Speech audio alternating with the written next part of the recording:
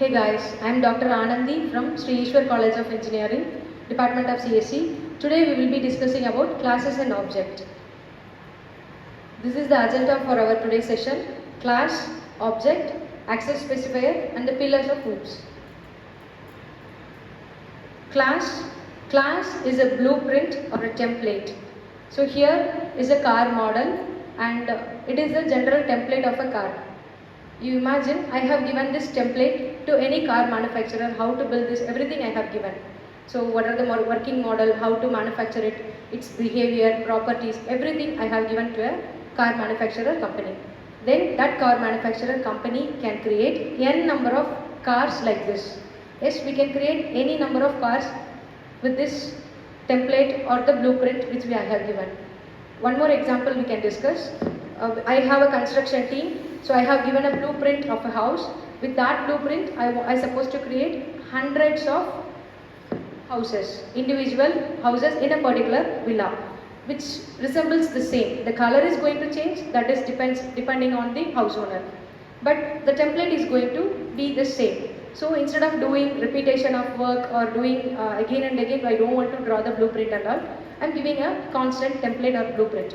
So coming back to this, here the class concept comes into this. So we have a template or a blueprint. With that I can create n number of objects. So with this model I can create any number of objects. Okay. So car is having a properties, behavior, everything. The properties means the color of the car, the maximum speed of the car, minimum speed of the car, everything will comes under this. In which year it was manufactured. So those things will comes under the properties. And the behavior. Behavior is I can move the car, I can stop the car, I can drive the car, everything will comes under that. So I am going to write some methods and I am going to fix some properties for this. So one more example we can discuss. Human. So I am walking, right? And I have a name. So that is properties. I have a specific name. We can call it as attribute. I have a name. Okay, I have a date of birth. They are going to be the constant variable. It can be a string or it can be a integer, anything it can be, right? So I am going to define them. Here I am having a function. So I can walk, I can speak. So those things are the functions or behaviors, right? So here is an example. Before getting into this example, I will be discussing about the syntax for this. So if you want to define a class should have a key term class.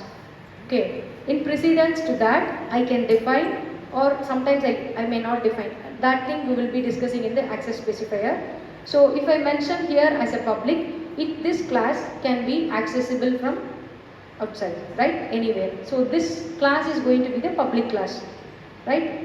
If you can tell, like, even you can write without this public also, then by default itself it is a public only. Okay, so it's right when you are skipping this also. So class is the keyword you want to mention the first. Next I am going to give the class name. So here I have given an example, dog. So dog is my class name. Yes, the first line is over, right? So in this I am talking two things. One is properties and another one is the behavior. So here the property is also called as member. Okay, members. So string, I am going to define the color of the car, that is going to be the string data type. So you all know about data type, right? So this color is going to be the string data type and I am going to what year it born or what year it purchased, anything is just for an example we have mentioned that as here. You can write a date of birth for the dog, right? Okay. Then your behavior. So I am doing regularly waxing for that. What are the things I am doing? Everything can comes under this method. Okay. So this is for car example, this method. So we skip it. Right? You can write any method. It can walk like that. Okay. So next is access specifier. So coming to this, before discussing about the access specifier, we can see some of the examples regarding this. You see this picture. Here, how many people were there? What are they doing? So, yes, there are 3 people. So 3 to 4 people were there. Just they are playing, right? One person is inside the house. One person is playing outside the house. One person is within that complex. So coming to this access specifier, So this person is playing outside, so that is your public. He is accessible from outside the class. Okay. The person inside that is private. So that also we will discuss. Okay. So this guy, he will come under protected. He can be accessible only by the inherited classes. So if they belongs to the same class, if they belong to the same class or inherited, they tie up. You imagine, like, if they belongs to the same family, then only they can access. Inheritance concept and all we will be discussing in the pillars of hoops, right? So public, the members are accessible from outside the class. Private, the member cannot be accessed from the outside class, right? The protected, so what we told, they cannot be accessed by the outside of the class. See, come to this.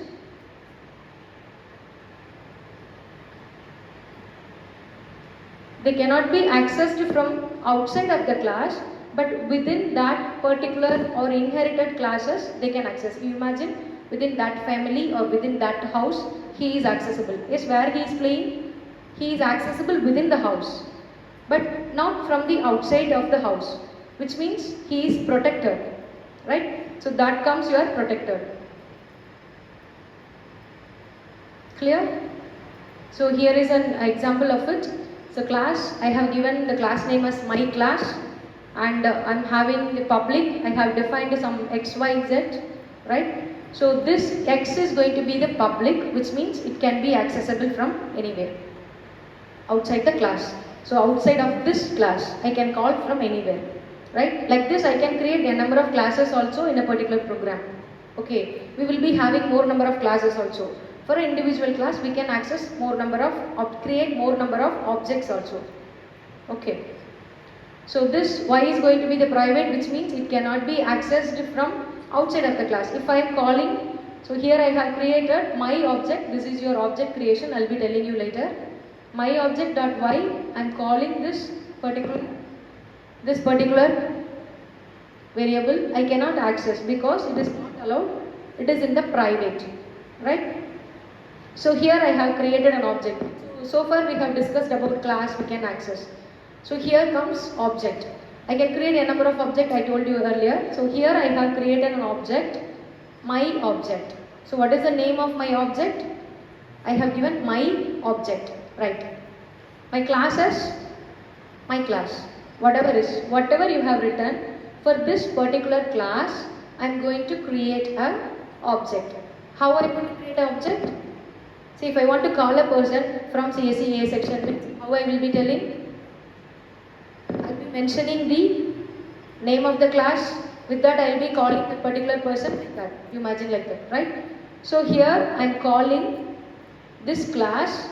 So which class I am going to create an object? That is what I have mentioned here. This is my class and my object.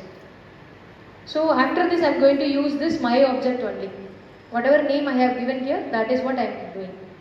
So I have defined something in template in that particular class. I am calling this x and y from outside of the class. So this is inside the class. So block of statement. A class consists of block of statement. So now I will be narrating the class. Class is a blueprint. Class is a template. It is a blueprint. It consists of a block of statement. It consists of data types, member function. It also consists of constructors. So that also we will be discussing later, right? So now I have created an object, my object. Then I am calling this variable x. Okay, I am assigning the value for this x as 25 something is I have given. You skip this part.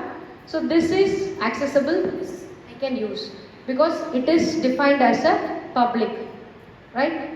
Then it is defined as a private. So y, I cannot use this y because it is a private. That's all about your access specifier. Then coming to this, just giving you what are the pillar of hoops, that's it, right? The next thing we'll be discussing later. So these are the pillars of hoops. So class, object, inheritance, polymorphism, abstraction and encapsulation. Yes, thank you.